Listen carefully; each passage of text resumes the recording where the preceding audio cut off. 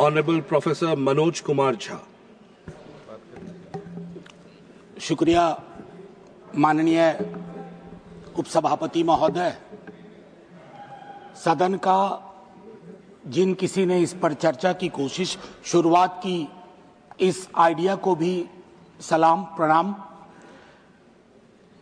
एक चीज शुरुआत में कहना चाहता हूं, हरिवंश राय बच्चन जी की आत्मकथा का एक खंड है पहला, जिसका शीर्षक है क्या भूलूं क्या याद करूं। तो मेरे लिए यह अवसर 150वीं वर्षगांठ या सालगिरह इस खूबसूरत गीत का एक अवसर भी है आकलन करने का। माननीय वाइस चेयरमैन साहब, ये बिला वजह नहीं है कि वर्षगांठ में एक शब्द है गांठ और सालगिरह में एक शब्द है गिरह। तो ये गिरह और गांठ को समझे बगैर 150वीं साल का उत्सव गान उत्सव मैं समझता हूं आधा अधूरा होगा, बेईमानी होगी हम सबके बिहाफ पे। मैं क्रमशः कुछ बातें आपके समक्ष रखूंगा, कोशिश करूंगा कि मेरी बातों से किसी को कष्ट ना हो। इसलिए नहीं कि मेरे पास कष्ट पहुंचाने का कारण नहीं है, बल्कि इसलिए कि कष्ट पहुंचाने में ही इस देश की ऊर्जा जा रही है। जिन ओहदेदारों को मलहम लगाना चाहिए वो नमक की बोरी लेके जख्मों पे छिड़कते हैं। तो इस परिपाटी को बंद करने की चेष्टा होनी चाहिए। मुझे स्मरण है कि कई साथियों से जब बात होती है, सत्ता पक्ष के भी हैं, वो भी ऐसा ही विचार रखते हैं। गर्व की बात है कि क्योंकि ये गीत हमारी सांस्कृतिक और भावनात्मक एका पहचान का प्रतीक। बंगाल में लिखा गया लेकिन सरहद पार कर गया, सिर्फ इसलिए नहीं कि इसके बोल बहुत अच्छे थे। इस गीत के स्पिरिट को देखिए, इस गीत का स्पिरिट बंगाल से पंजाब पहुंचता है, जहां इसको जानने वाले लोग नहीं थे, इसके शब्दार्थ को भावार्थ को समझ रहे थे। इसलिए मैं कह रहा हूं कि विविधताओं के बावजूद बहुलवादी संस्कृति इस देश का हिस्सा रही है। हम ऐसे ही पले बढ़े हैं। कोई नुक्कड़, कोई गली, कोई गांव नहीं है जहां हमने हिंदू, मुसलमान, सिख, ईसाई, नास्तिक ना देखे हों। आजादी की लड़ाई में सबका योगदान, हिंदू, मुसलमान, सिख, ईसाई और नास्तिक भी। अपने जीवन के एक बड़े हिस्से में मैं भी नास्तिक, जब मैंने भगत सिंह को पढ़ा मैं नास्तिक क्यों, तो मुझे गर्व होता था कि भगत सिंह वाली परंपरा। एक चीज मैं इससे पहले कि कहूं, एक महत्वपूर्ण चीज कहना चाहता हूं। मैं इस सदन में जितनी बार बोला हूं, नेहरू जी जरूर यहां चर्चा में आते हैं। जवाहरलाल नेहरू। सर, मैं कांग्रेस का नहीं हूं, लेकिन अपने को नेहरूवादी मानता हूं, गांधीवादी मानता हूं, अंबेडकरवादी मानता हूं, और परस्पर विरोध नहीं है। इनका तब के वक्त में विरोध था, लेकिन मैं आज कह रहा हूं, अगर कोई ऐसी व्यवस्था हो कि ये पृथ्वी पे आएंगे ना, तो एक मोर्चा बना लेंगे एक साथ मिलकर। आज की हकीकत के संदर्भ में मैं क्यों कह रहा हूं, एक छोटी चिट्ठी, आजकल चिट्ठियां पढ़ी जा रही हैं सर, लेकिन चिट्ठियां पढ़ने में लोग थोड़ी बेईमानी कर रहे हैं। सेमीकोलन के बाद का हिस्सा पढ़ते हैं, पूरा पत्र नहीं पढ़ते हैं। अमृता शेरगिल जी जवाहरलाल नेहरू जी को लिख रही हैं, यह है नवंबर 6, 1937। सर गौर कीजिएगा, बहुत प्यारी खूबसूरत चिट्ठी है। यह चिट्ठी कहती है, उनकी किताब मिली थी आत्मकथा।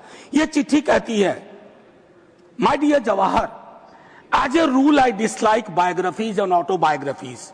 दे ring false, pomposity or exhibitionism. But I think I like yours. You are able to discard your hello.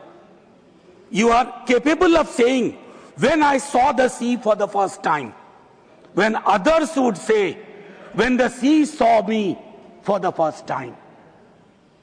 Sir आजकल ऐसे लोग बहुत तरक्की कर रहे हैं, जो ये कहते हैं कि समंदर ने आज मुझको पहली बार देखा, ये नहीं कि मैंने समंदर को पहली बार देखा।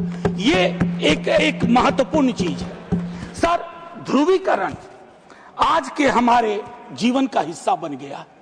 क्या बंकिम बाबू ने यह कल्पना की थी, उस महाकवि ने यह कल्पना की थी कि देश इतने टुकड़ों में बंट जाएगा? पार्टीशन से ज्यादा। अभी मैंने देखा चंद महीनों पहले इस देश में आई लव महाकाल और आई लव मोहम्मद में जिहाद करवा दिया गया, झगड़ा करवा दिया गया। I can love every God simultaneously, yet I want to remain in peace, in prosperity, seeking justice and getting it. ये रवायत क्यों खत्म हो रही है सर? ये निकेन प्रकारेण चुनाव जीत जाए, मैं बधाई देता हूं। चुनाव जीतना एक कला है, हो सकता है ये इस कला में आप निष्णात हो, लेकिन सर मैंने कहा तो मैं चोट नहीं पहुंचाऊंगा, लेकिन चुनाव जीत जाए और देश हार जाए, देश टुकड़ों में बंट जाए, गलियों गलियों में नफरत की फसल हो, ये कौन सा वंदे मातरम है? ये कौन सा वंदे मातरम है?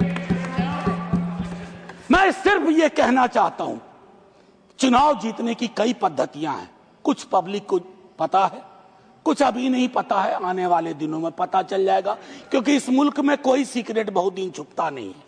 लेकिन एक चीज जो सबके सामने उजागर है कि आप चुनाव के वक्त, चुनाव से पूर्व, चुनाव के दौरान आप किस प्रकार की जुबान बोल रहे हैं। सर मैं जानता हूं जब तमाम हमारे सीनियर साथी लोग, मंत्री लोग एक दिन तो पब्लिक लाइफ छोड़ के जाएंगे, मैं भी जाऊंगा छोड़ के सर, मैं भी छोड़ के जाऊंगा, लेकिन मूल्यांकन करूंगा मेरी बातों ने कितनों को चोट पहुंचाई है, कितने घर में दीवारें खड़ी कर दी, कितने गांव में तकसीम जैसे हालात कर दिए।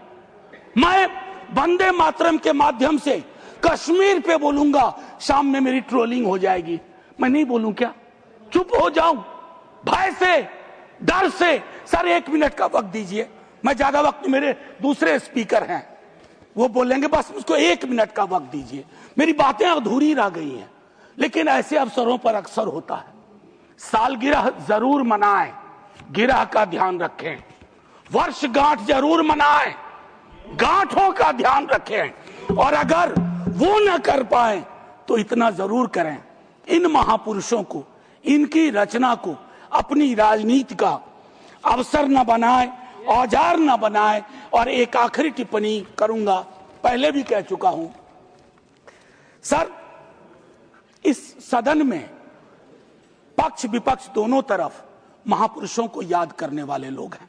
सर 30 सेकंड और दे दीजिए, न जाने उस कुर्सी में क्या है जो बैठता है, जो बैठते हैं। सर बस 30 सेकंड दे दीजिए, मैं 30 सेकंड मांग रहा हूं। प्लीज मैं सिर्फ इतना कहना चाहता हूं, मैंने पहले भी कहा, प्रधानमंत्री जी को एक्चुअली बीजेपी के लोगों को नेहरू का धन्यवाद करना चाहिए।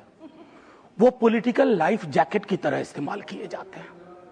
Nehru ji political life jacket.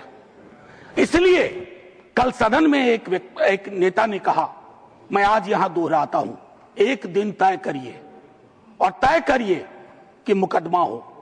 आप भी जिरह करिए, हम भी जिरह करें। मैं इतिहास का छात्र हूं, दिल्ली आया था एमए हिस्ट्री करने, धारा थोड़ी बदल गई, लेकिन आज भी इतिहास को संदर्भ में देखता हूं। 1937, 1905, 1915 की बातें पढ़ूंगा तो पूरा पैराग्राफ पढ़ूंगा, सेमीकोलन के बाद नहीं पढ़ूंगा। और मेरा इतिहास बोध 14 से पहले का है, 14 के बाद का नहीं है। जय हिंद, वंदे वंदे। Thank you. Doctor M Thambidurai ji.